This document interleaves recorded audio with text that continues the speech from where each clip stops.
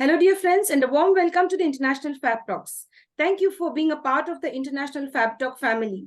And my dear friends, it's a beautiful journey, this journey called life, where we connect not only with our countrymen, but across the globe. We meet many new people who have a beautiful way of sharing their life experiences, their journey, their profession, and how they could impact the lives of other people in other countries. And guess who's here with us? Our special friend, our special celebrity today is somebody from Uganda, East Africa. And we would like to invite our special celebrity today. He is Mr. Johnmary Ssekate from Uganda, a social worker who's so passionate about bringing a change in the society. He would love to impact the lives of all those people who are underprivileged, and especially children. He would like to focus his knowledge, his expertise, his energy to give the children the best that they have to receive in this universe. Let's welcome our special celebrity now. Join me, dear friends. Hello, sir, and welcome to the International Fabtalks. Yeah, thanks very much, and thanks for having me tonight to have a discussion with you and share my life story. Thank you, sir. Thank you for accepting the invite from the International Fabtalks. Thank you very much. Welcome. Yes, sir. Yes, sir. Thank you very much. Dear sir, we go ahead and introduce you in an official way. Please allow me and give me the permission to do that. No, you go ahead. You can Yes. introduce myself. Thank you. Dear friends, it's time now to introduce our special celebrity. He is all the way connecting from Uganda, East Africa. And what a beautiful way to connect with different people across the globe and to get to know about how they live, how they connect with the people in this world, what type of specialities they have, what we could learn from them and what they could learn from us. Instead of the war across the world, instead of the atrocities that are going across the world by various leaders in different countries, here at the International Fabtalks, we are bonding on a beautiful relationship, wanting to bring out the best in humanity, the best that is required for you and for me, for all of us. Let me now introduce our special celebrity in a very official way. There are lots of feathers in our sir's cap, so many achievements. Let's get started. Johnmary Ssekate is a professional social worker and the current national coordinator for the National Association of Social Workers of Uganda. He holds a bachelor's degree of social work and social administration honors and a master's degree of project management and planning. I put that very rightly now. He holds a master's degree of project planning and management of Kampala International University with a major in social projects. Apart from that, Johnmary sir has additional professional training in case management for children. As I earlier mentioned, he loves to be connected to children and he wants to see the children being happy, not suffering in this world. So he has lots of expertise and has a professional training in case management for children and adolescents exposed to violence. All those children who have violent family atmospheres, maybe to different violence they might have come across in their lives or faced a lot of violence. Those type of children, sir, would like to give his love, his energy and passion and guidance. He would like to mentor such children. And he has completed this beautiful training from Makerere University. If I'm right, if I'm getting that right, sir. Am I pronouncing that right, Yes. sir? Yes. Makerere University? Yes. Thank you. Yes. Yes, sir. Professional certificate in sexual reproductive health and rights. Again, this is from Makerere University, School of Public Health and Professional Certificate in Sign Language. Child and, the sexual reproductive health. Apart from that, sign language, a social worker and whatnot. I'm really amazed and I would love to be in his shoes. And I'm sure many of you out there would love to be in his shoes and, go ahead and contribute to the world in a better way.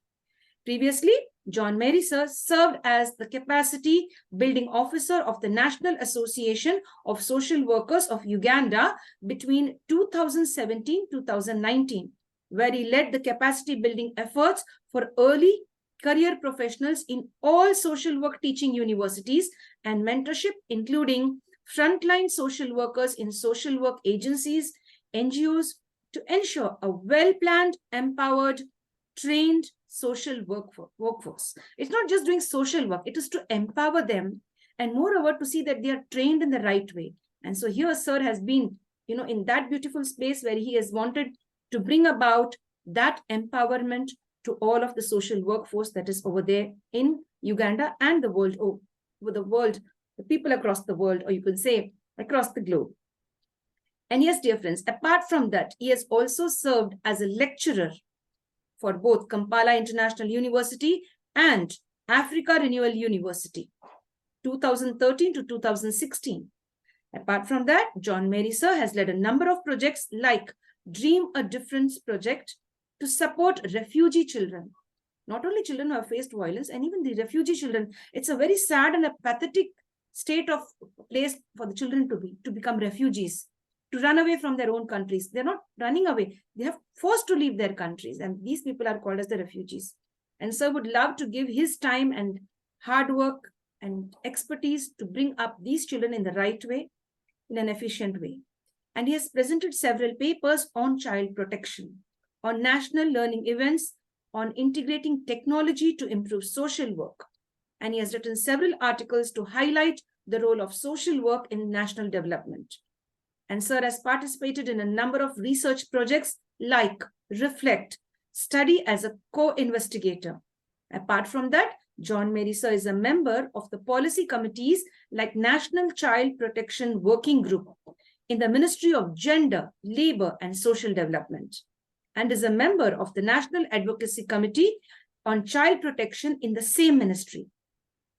Ministry of Health, Psychosocial Support Pillar, and Ministry of Education, Stakeholders Community, where he represents NASWU. He is also a member of the Global Social Workforce Alliance, member of Occupational Therapy of International Federation of Social Workers, and serves as an independent social worker as well for children and families, not only in his country, across all borders. And we love you, sir, for all of that you are. Thank you so much for being part of our session. Thank you. Thanks for that wonderful introduction. And I know some of the words are indigenous within our communities in Africa. They may be hard for you to pronounce, but it's okay. You have pronounced fairly well, most of them, and also my name. Thank you. Thank you, sir. Thank you for being so understanding. Thank you for being so polite as well. Thank you. I appreciate that. Dear sir, what I find you to be is a very humble person. As a human being, we all should have this humbleness, down to earth, with no ego. And when I connected and bonded with you over the past few days, what I've noticed, you're a very humble person where anyone could connect with you. And this is a mark, or this is one of the most important traits a social worker should have. And a person connecting with little children, you should be able to come down to the level of children, understand them from their perspective, and guide them in the right way. And hats off to you on this beautiful journey, which you've begun and continuing it so well. Yes, sir. Thanks very much also for giving me this platform. Maybe to share my story, to share my views. Maybe one or two people may be motivated. Who knows? Yeah. Yes, thank you. Now, dear sir, we go ahead with the interview. We start up the first main round of the interview. How would you define yourself? Who is the real Johnmary Ssekate? Okay, thanks very much. My name, as you have already pronounced it very well, I'm called Johnmary Ssekate. I'm 38 years now. I'm going to 39 early in January. January 5th is my birthday. I will be making 39. So I may describe myself as a social worker, a social person, but also a professional social worker, a family, community, national and international leader, a child of God, and also an influencer and motivator of professional social workers and also communities. That's how I can describe myself. How sweet. In a very short and crisp way, a child of God, a social worker, an influencer, a motivator, a mentor, a guide, and all of this. And above all, a great human being. You just connect with sir once, you will know that yes, what I am saying is true, that he is very approachable, a warm person who will respect you for who you are. Thank you, sir. Dear sir, you have entered into this beautiful field of social work and connecting with children and all of what you are doing is really wonderful. But I'd like to know, who is your inspiration? To us, you are an inspiration. To many out youngsters over there, you are an inspiration. They all would like to be where you are today, doing what you are doing. In fact, I would also love to be a social worker like that, connecting with children and being there for them at the right time. And especially children who have faced violent situations, the refugee children, and all of them. Who is the inspiration? Yes, sir. My inspiration, I think, first of all, is God. I put God at the center of what I do, and the word of God always inspires me to do what I do. Because when you read much of the literature, I'm a Christian. When you read much of the literature, the journey around the Bible, you find a lot of stories of supporting communities and vulnerable people. But also, my inspiration has been my spiritual leader here in Uganda. Is called Pastor Peter Kasirivu.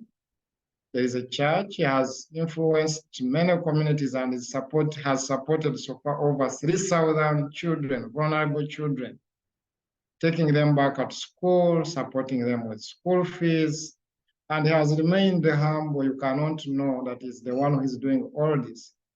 So I look at him as our inspirational leader in Uganda. And whatever we do, we always mirror that. We say, okay, maybe one day we can also reach that level. That is at a national level. But at an international level, we have been seeing also a lot of stories and people whom we look at.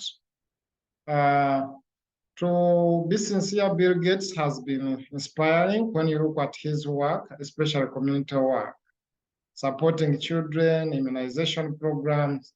It's inspiring many that if all rich people could return to the community, because all the riches, even if you have a lot, you leave them there. But if you have influenced the lives of those who are not like you, in my view, God has blessed him with money, but he's also blessing the communities.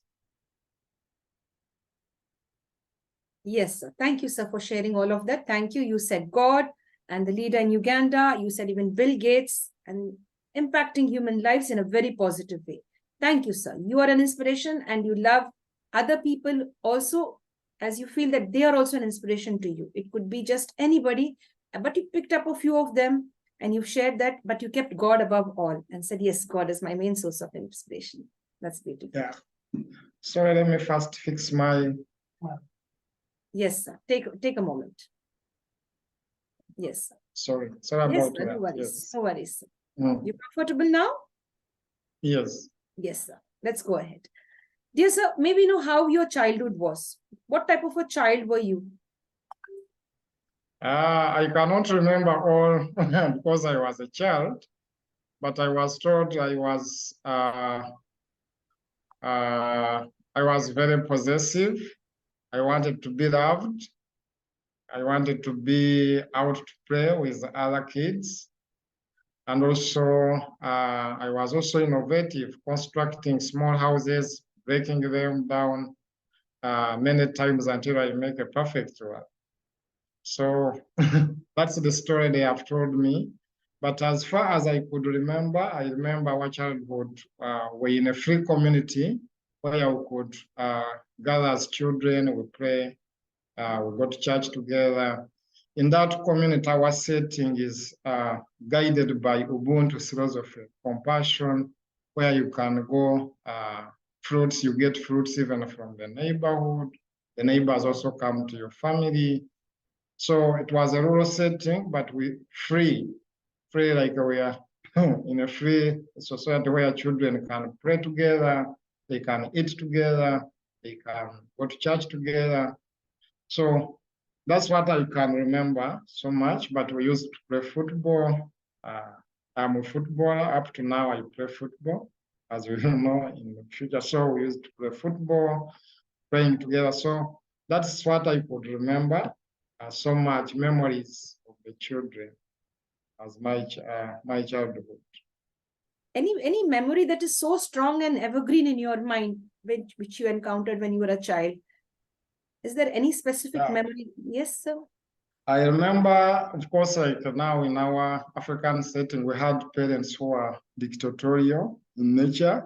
What I could remember is at times our dad could be so loving to us, but at times also he could be harsh. At times when you have not accomplished tasks, so everyone would run, pick. If you see him coming in the corner, everyone starts now running, those who are going to fetch water, those who are going, so that he finds that everything is in order. So those memories of our childhood in relation to our parents always come as we grow to see the nature of the parenting styles that we went through. Yes. Thank you, sir. Thank you for sharing all of that. Thank you. Hello, dear friends. Now we are going to ask our special celebrity about books. Dear sir, do you love reading books? And if yes, please share one title with us, an author with us, who's really the best according to you. Yes, I read books. I read a lot of literature. But my best book now is Africa Rise by Professor Lumumba. That's really nice. Thank you, sir. Thank you for sharing that. Thank you. Professor Lumumba is one of the political writers here in East Africa. He's from Kenya. He's a motivational speaker, but he wants Africans to wake up and then take spaces in social, political, and economic spheres of life. So I've met him personally recently, and it's a book that I'm reading, and it's so nice for all of us in Africa here. How nice. That's really nice. Thank you for sharing those experiences with us, sir. Did you personally meet him? You said you personally met him? Yes, I've personally met him, and I've also shared with him what I've also written. You know, for the researchers, when you meet, you have to exchange. It's not one-way side. He shares the literature, and also you share with him or her, what you have put, the person. Yeah. Yes. Yes, thank you very much for sharing that. Dear sir, how would you want to be remembered in this world? You are into so much, which many of the people will not come forward for social work. They will not be interested in other children suffering. They'll be more worried about their family and their own blood. They will not be worried about the world. But you have taken that step, that big leap, where you are connecting with the people who really want that, love, care, and understanding. Because many of the parents also don't take care of them, and you're coming out as a social worker, as all of that you've been mentioning in the profile that we've been mentioning, all of that we've read all of that so clearly. So I would like to ask you, how would you want to be remembered in this world? How should people remember you? In what way? That question has just reminded me one verse in the Holy Bible, where people came to Jesus and were asking, how should I be great in this world? Yeah? And Jesus answered them that you should serve others. So for me, I would love to be remembered as for my great service to humanity. The way I supported social workers to change the communities where they live, start projects, like the young career professionals. Now I'm handling over 100 of them to start projects in their communities. So I would love people to remember me as a person who empowered young people to take spaces, to turn around their communities, their families, and also the people around them. So that's what I would want to be remembered. But also in the professional angle, I would also want to be remembered as somebody who had a significant contribution to the growth of social work profession in Uganda for many years to come, in terms of publication, in terms of organizing the social workers. Currently, we are seeing the numbers are growing and so on. So I want all that to be documented. And also, when they talk about my name, maybe they remember that. Yes, sir. Very true. Very nice. You shared it so well. your contribution to the field of social work should be remembered, and a person who's serving others, connecting with others. You just want to be remembered in a very simple way, not in a very big way. But yes, for my contribution, as you said in the Bible, that, serve humanity. Service. All of that. Yes, go ahead. Yes, sir, go ahead. Actually, that is now, actually, when you look at our profession as social workers, this is the core. Our core values is service is one of them. That we are, my work is also rooted in my training as a social worker, where service and upholding inherent dignity of humanity is central in what we do. So that one should be translated on what we do and what people should remember us. Yes, thank you for sharing. Thank you very much. It's a beautiful way to share your thoughts on how you want to be remembered in this world. In fact, all of us should have beautiful thoughts like this, like our celebrity. He's Johnmary, with us from Uganda, East Africa. Dear sir, would you like to share something about the various projects you are into and how these projects are impacting the lives of the people in Uganda and worldwide? Yes, thank you. As we have seen, the number of projects which we have been working on here in Uganda, from research to project implementation. One of the key projects, because which we have been engaged in, is Dream a Difference. There's a project called Dream a Difference. Someone can search, those who are listening in can search online. They can tag in and see Dream a Difference. This project was intended to identify the dreams of refugee children. Unlike all other children, children always have dreams, but you find that refugee children, they find themselves in a situation of war, and at times their dreams are shattered because of the situation they find themselves. And therefore, this project wanted to know the dreams of these children by exposing them to different conditions. For example, we could put a TV and maybe we put football. They watch football, and you could find some children could become so more excited and say, I want to be like that person on the TV. Others, they could be exposed maybe to music, and you find that they come out very well. And then they say, for me, I want to be the best dancer. So from that, we created simple poems. We supported them to create simple poems around them, around their ideas. And those poems, again, were turned around to come up with in the form of music, so that they are so entertaining. So that is one of the projects. I'm happy to report that our project here in Uganda, where around 9 countries, including the UK, South Africa,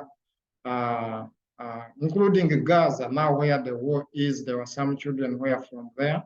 But in Africa, our project in Uganda merged the best project. So that one, those children, their voices were heard. That is the most important thing. And therefore, we connected them to other children in other parts of the world. Our prayer is, if there are some people there out there who would want to say, okay, I've seen these videos of these children, and you want to say that their dreams get true, that would be now the significance difference which you can create in their lives. But also, I've been engaged in projects of capacity building of university students. I coordinate over 30 universities here in Uganda, teaching social work, both government and private. And have been reaching out to early career professionals including students and recent graduates, to help them to start projects, but also to skill them in practical areas, especially children, child protection, but also mental health, applying a skill called trauma-informed care. This became so pronounced, especially after COVID, where most communities are also so stressed, families, and also friends around us. So we realized that social workers required to get these skills so that they can promote resilience in individuals, families, and communities. So far, I've already written some blogs around that. Some people can visit the International Federation of Social Work website, and you find some blogs about Uganda. I'm working on one, I think next week also on the Global Social Workforce. They are going to issue one about child protection efforts we are doing in Uganda. So those are now with early career professionals, but also we lead advocacy campaigns, national advocacy campaigns to promote mental health in Uganda. We always use younger people because they own technology. They can easily link up to their networks with them, with their friends. So in doing so, we have seen a significant impact of that. They have been reporting about improvement of their mental health because of our engagements, but also supporting frontline social workers in Uganda. Frontline social workers are those already working, but they want continuous professional development efforts. So I've been part of that as a coordinator and as a team leader. We also have led research.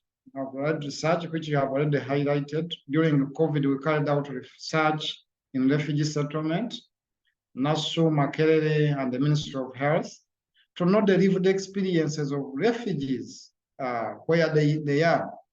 So that research already is published on the global platform. That is called Reflect Study. You can just press in Reflect Study and then you find out the findings of our research.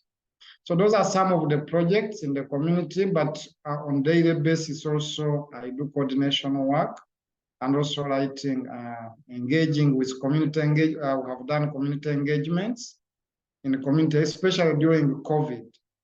We found out that communities were stuck and they don't know what to do. Now, what we did, we applied social workers, we need what we call community engagement strategies. So we could go in those communities, especially on the border districts which were more at risk of COVID-19, and fishing communities to engage community leaders. As social workers, of course, we believe that communities are a target of change, but also they have resources within their community. So because we use now community, what we call resource-based interventions, other than need-based intervention, you don't look at a community as a needy community, but you look at it also as having resources within it that can turn around. So they need just to be facilitated and be organized. So I'm happy that I've been part of that. I don't work alone, I work with a team, but most of the time as a coordinating person. Thank you, sir. Thank you very much for sharing all of that. We are really amazed that you are into so many branches and so many projects you have in hand, and you're doing your best for the community. That's really very nice. It's a great experience to be a social worker. It's a fulfilling job. It's really very nice. Yes. Yes. Sir. Yeah. Dear sir, now from professional, let's come down to something very personal. What is it that you love about yourself and say, this is me, Johnmary, and I love myself because this is the inner core quality of mine. This is my strength within me. What is that, sir? I think what I love on myself is the self-motivation. Yeah, the office I occupy, my supervisors take a lot of time without even coming to supervise me. But I do the right thing even when they are not watching me. So I feel that I have that inner motivation to do my job as a social worker. But also I think the other thing that I love myself is that I've tried to balance work with also social network. Yeah, today I've missed playing football because of this interview. So I love that I am a social person, and it is the strength that motivates me, because in social work, you need to work with people, you need to work with communities. And therefore, you need to have a stronger network of major stakeholders, and you have to be there yourself. So I have that inner motivation, but I believe I'm a social person. I relate with many people here in Uganda. Yes. Thank you very much for sharing all of that. Thank you so much. self-motivation. Yes. Yes. That's really nice. Dear sir, what about holidays? Do you ever get some holidays or go on a vacation? Have you been to any other country on a vacation, or in your own country you've been spending some time? Yeah, I love East Africa. I think when I look at the East African community, I think you see it has the best flora, fauna, mountains, parks. Yes, I've gone to Kenya. I've visited Tanzania once, and also in Uganda, in different parts of Uganda. In Europe for holiday, no. In India for holiday, not yet. But I desire maybe to move in some few countries, maybe Dubai, maybe Switzerland. But in terms of holiday, we are planning actually to explore first most East African tourist destinations, because we believe we have the best in the world. Yes, dear. Thank you very much, sir. Thank you for sharing all of that. Dear sir, what about your favorite movie? Which is your favorite movie and why? I'm not so much a person of watching movies, but once in a while, I find my wife watching, and I'm also motivated maybe to watch. But I watched Prison Break, one of the movies, and which motivated me. And I saw how the two brothers worked together to see that they rescue they rescue each other. So Prison Break has been one of my motivational movies, which I've been watching lately. But largely, I'm not so much a movie person. I want always to watch documentaries of practical experiences in the community.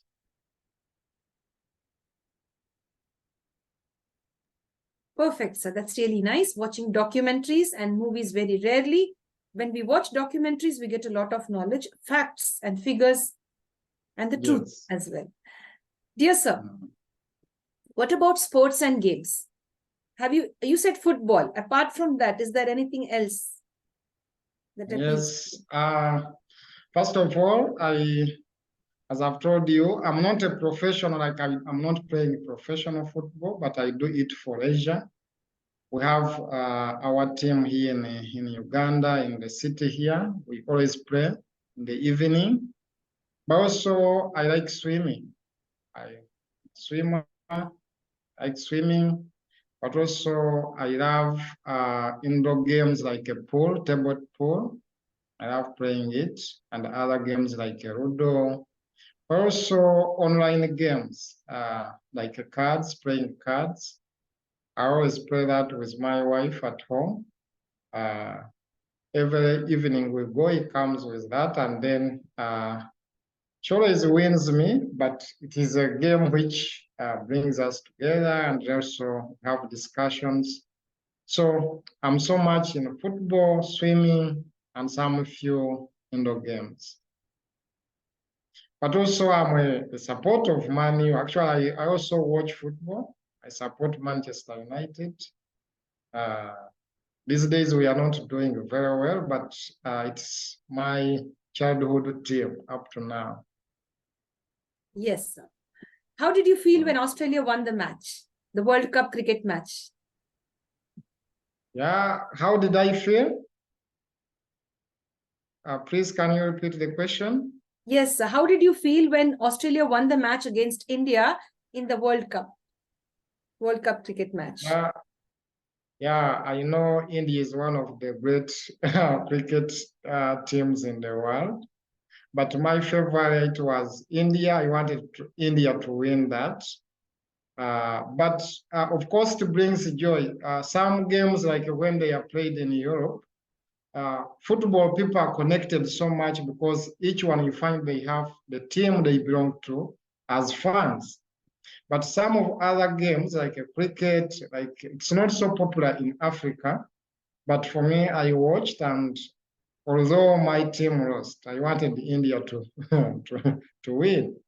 But congratulations for reaching at the finals. How sweet of you. So nice. Congratulations, at least to reach up the finals.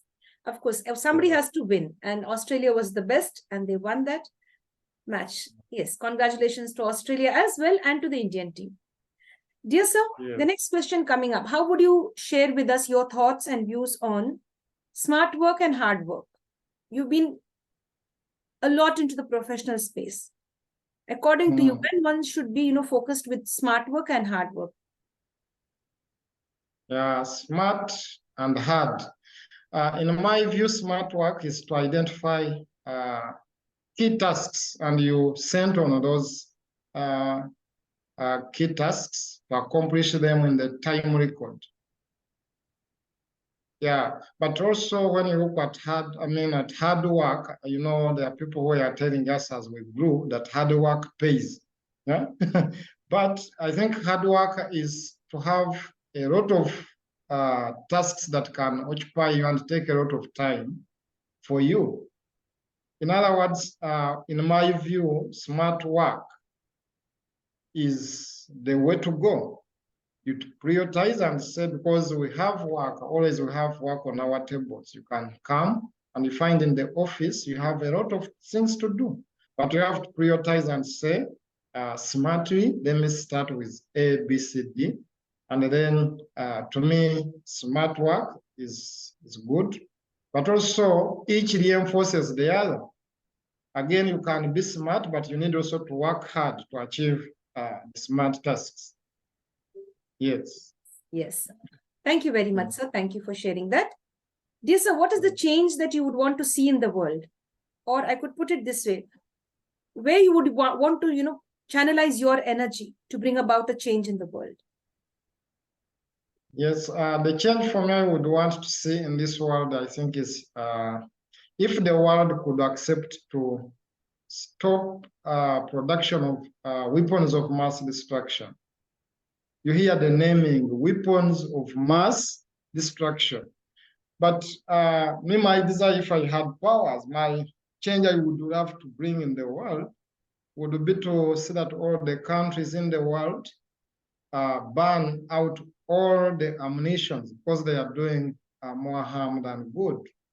They are causing wars, they are destroying cities, they are destroying everything. Take a situation now, the current situation in Gaza. Take the current situation in Ukraine. Take the current situation in all these parts of the world where wars are. The suffering the weapons have brought to humanity, the suffering they have brought to women, children, and also the ravages they have caused to communities. And I think it is the main problem, because the mindset of those holding guns believe they can subdue those who don't have guns. And therefore, the idea of negotiations and talking and looking at each as brothers and sisters disappears, and you are looked at as somebody who has a gun and also monitoring the other. So I think that would bring a lasting peace in the world. And then that's why I told you I love to go to Switzerland. I've been learning about their system, that they don't have even a national army. They don't have all these weapons of mass destruction. They just have community police. So I think that one, if I had powers, and that would be the change I would want to bring to this world.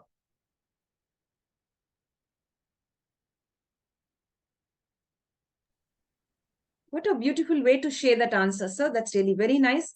To end the production of mass destruction weapons, not to produce any more mass destruction weapons.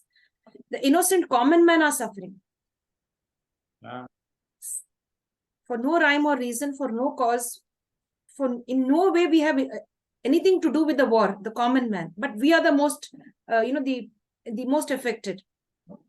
It's very painful and very sad. You mentioned Ukraine, you mentioned the other countries, the Gaza Strip, I guess you mentioned. Yes, if I'm not mistaken. Ukraine, but also here in Africa, we have a situation here in Uganda. We have 1.4 million refugees who are coming from Congo, South Sudan, Eritrea, Somalia, and all the reason why all these have been in these refugee settlements, where you see untold suffering, children, women, and also the elderly. And also there are also what we call unaccompanied children, those that move without even knowing where they are going. So, but the real cause is just weapons. We put them under the egos of all these countries to know I'm more powerful, not powerful, would bring a significant change to this world. How I pray that the generations to come would have a society which is free from fighting. Because you see, I think human beings were the most dangerous animals on this planet. Yeah, we are working towards destroying this beautiful world. Very true, sir. The most dangerous beings in the world are human beings, you know, the creatures. The most dangerous creatures in the world are the human beings only. We've never seen any animals destroying anything. We've never seen any insect or any other form of nature destroying. You know, it's the human beings causing all of these things, destroying what already God has, you know, created for us, what nature has in bounty. I could say, like, you know, how do I put it properly? You know, whatever nature is giving us, we are destroying it with artificial weapons, with greed, with jealousy. Yes, I get to understand that from a deeper sense. Now in India, again, even when you look at climate change, because it is one of the global challenges of our time, you see they are related to greed and also those weapons at times. They are having implication on the ozone layer, because when the nuclear is being produced, they are being bombed in a city. The outcome is also to affect future generations. Yes. Climatic change and all of this is really the responsibility of men across the world. All of us, men, women, children, all of us should take care of the climatic change and save our environment, stop the wars, grow more plants and trees, and be the best creation of the universe. Yes, dear sir. Dear sir, the next question. On this beautiful journey called life, how many best friends you have in your life? Is it one or more than one? If you could name them today on this platform, it would be really nice. Best friends? Yes. I think a best friend can be one. But first of all, my best friend now, I would say, is my wife. But also, we have friends, like on a family level, my mother is a friend. I also could feel like it is also my best friend, my parents, but in terms of like outside the family, yeah, you cannot have more than one and you call that these are two best friends or three best. They are always one best. So currently I can say my best friend now is my wife, my mother, and also at times we work with people, but they are not your best friends. You may find I have also one best friend from outside the family setting. I've grown with him from our childhood up to now. Yeah, we have been going together to the schools, going to different schools. Now we are doing different professions, and he actually was my best man in my way. Thank you, sir, for sharing that. Thank you very much. Thank you. I can mention him. His name is Abe Senyonjo. Is my one of my best friends outside the family, but on a family level, my mother and my wife. Yes, dear. Thank you so much for sharing all of that. And we send a lot of love from the International Fab Talks to all of the friends who are connected with sir. All the friends out there who are connected with sir in one way or the other, your family and the friends outside your family circle, all of them. Lots of love from the International Fab Talks. Stay bonded and stay connected. Yes, dear. Dear sir, when do you often smile? You have a beautiful smile on your face. Right the moment I see you entering into this space of the International Fab Talk platform, there's a lovely smile. And till now, you have that beautiful smile. And what keeps that glow on your face? And how are you able to balance that in spite of all the challenges that you face in life? How do you balance it? How do I balance my life? Yeah, of course, first of all, as my training as a social worker and also as a mental health practitioner here in Uganda, I've learned a lot of how I can balance my life and work. First of all, I take a lot of water. Take a lot of water when I'm at work, minimum 4 liters a day. Two, I come up very early at work, so that when I'm doing tasks, I accomplish tasks. At times, what makes people not to balance is like when you don't accomplish tasks, you find yourself now buried in those tasks you want to finish, but they are not ending. But I've already told you, I also play football, minimum twice a week. We have a pitch here. I also do jogging. I watch football. I go for swimming once in a week. So all this help me to maintain. But when I'm working also, I have my strategy. I work 3 hours, then I get 10 minutes off. Like I start, maybe I switch off from work and maybe I have a walk in the compound, the office, and reflecting on what I've been doing. So that one helps me now to come when you come back to the desk, you come when you are energized. But also reading motivation books, Bible, motivation stories, motivational literatures. They help us also to motivate us to work hard and also smartly. Yes, so I've been also doing that in my life. Yes, sir. Thank you, sir. Thank you for sharing. So, is there any weakness that you have? Yeah, in terms of work, I think I have a weakness. I always focus on one task at a go. I have a challenge. If I have put the order of the tasks I'm going to do, say 1 to 5, and I'm beginning with 1, if I've not finished it, I cannot touch in any other work. And I found that at times it is disadvantageous because at times you can be buried in that task and it takes more time. It can even take even a whole day. You have not finished it and therefore you push all the other tasks. So now what I've learned with that weakness is always to start with the small tasks. You start with the small tasks and then you end with the big ones. Because you can begin with the big one and it occupies the entire day and you find you have not done anything. Yeah. Yes, sir. Dear sir, is there anything that scares you? Yes, snakes. Snakes scares me so much. I don't want to say. Yes, that one, what you have done. Yes, we have grown in rural communities where we see snakes. In my childhood, I saw a child who was bitten by a snake and she died. So since then, I've grown with that trauma, which has also occupied my adult personality. I fear snakes so much, so much. Yeah, same here. Even I am scared of snakes. Yes. That's why I said snakes. I just jumped up from my seat like this, moved forward. Yes. I'm scared. When I was a kid, I was to stamp one of the snake that was passing. I was going to the bus stop and there was a snake passing. So I didn't put my foot. I was to put my foot, but then that fear, I moved back and I have that trauma and fear still that what if it would have stung me, no? Yes, I can understand that. Yes, dear. Right. Dear sir, what makes you angry?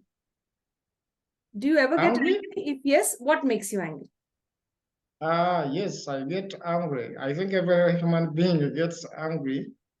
What makes me angry at different settings, at workplace, when I see people who are at the office and they are not productive and they are just passing time. It's what we call being idle busy. Somebody is just idle busy. It's not doing his phone, is doing this. At times also I get angry with these younger people we mentor, especially when they fail to manage time and also to do tasks. That is at work setting. But at family level and also in the community level, I get angry with people whom I believe at the level of their maturity, they know what to do. And I find they are opposite.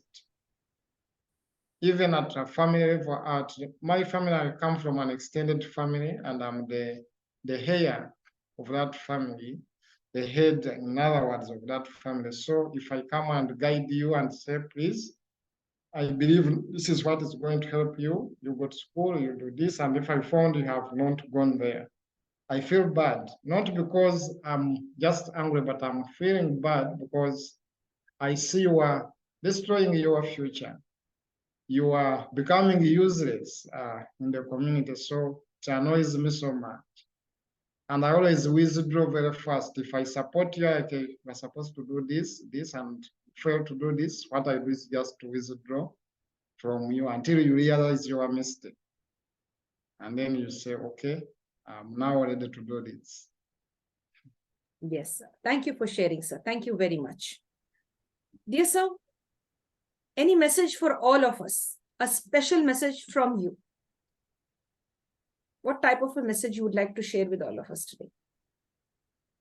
I think my message to those who are listening to us, one is service. We need to differentiate things of price and also things of value. You know, the capitalist setting, I know India, you are so good in business globally, and also some capitalist countries in Europe and so on, where people have focused so much on money and less to those who are not like them. My message is that even when God has blessed you with money, we need to start thinking about those people who are not like you.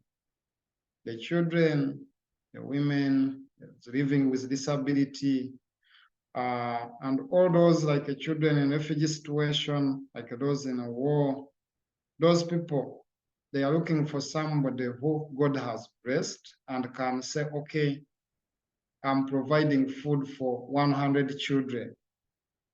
Yeah, always say stories of rich men, has been so rich with many buildings, but you leave them there. But if you touch the lives of those people, they are the ones who will come and cry on your grave and say, because of Presto, I was able to do this. So that's my message.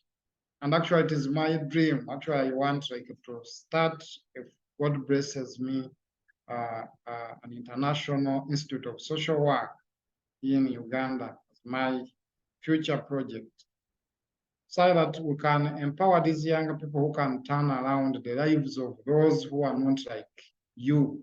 Yes. So it is a message to think about, because what do we live in this world anyway? After you have served 30 years as a lecturer, as a social worker, as a businessman, so you go, and what are you leaving behind? Yes. It's a message for me I would want to pass for all those people out there. Yes, thank you very much for that beautiful message, sir. Thank you so much. Much appreciated. Thank you very much.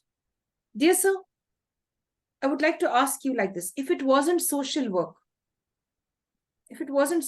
then what? Then social work. Because you see, social worker, you can do it even at community level. Here in Uganda, we have what we call parasocial workers. They are those ones in the community who can identify maybe a child is being abused, and then you can easily report to someone near. We call them now community bystanders. Maybe I would be practicing social work informally, but also I thought maybe I would be a lawyer, because at my university, the family and friends who had encouraged me to do law, and I had the points to do that, but I told them, no, what I want is social work. So maybe I would be a lawyer in courts, chambers, advocating also for the vulnerable, but or I would be, if I had not gone the opportunity to go to the university, I would be in the community also doing community social work. Yes, dear. Thank you, sir. Thank you very much. Dear sir, may we know now your favorite color? My favorite color is blue. Why so? I don't know. I think it resonates very well with my black color or my body. But I found like when I put on blue, I look smart. I've put on blue today. Surprisingly, are you putting on blue or black? Black. So, yeah. Yes. So my favorite color is blue, and maybe some other colors also black. Yeah, those are my major two favorite colors. Yes, dear. Thank you for But sharing. also they are primary colors. They have relationship with nature, the world where we are. You look at sky, you see that blue, and it gives you that ambience of the beauty of the world. Yes, beautiful world. Very true. Dear sir, when you were in school, your favorite subject and why you love that subject? I was in the school, I don't know which level, but at different levels. At primary, I was good at social studies. You know, at school we study social studies, we call it SST. At that is the lower secondary. I was also good at history and also languages. Now at higher secondary, that is upper secondary, I was good in history and economics. Then now at the university, the numbers of courses from year 1 to 3rd year is almost 36 plus. So, but issues to do with social work, community planning, these subjects could come very well with me. Because when you look at my transcript, of course, by the time you get a honors, at least you have a number of them which you have done very well. Cannot know which is the best because they give them the same marks. If it is an A, it's an A. But in my heart, I feel issues to do with the relationship between people and their surroundings. Subjects around that are my favorite. I will share with you my latest presentation to the students of India. I don't know whether you attended. I shared with them on community engagement strategies recently. There's some University of Master's students, so I'll be happy to share with you too. Yes, dear sir. It would really be great. Yes, sir. Thank you, sir. Thank you very much. Dear sir, would you like to share a favorite quotation or a proverb which appeals to you a lot? Yeah, a quotation, proverb. Okay, let me give you my quotation. I always share it with young people. It's by Toffler.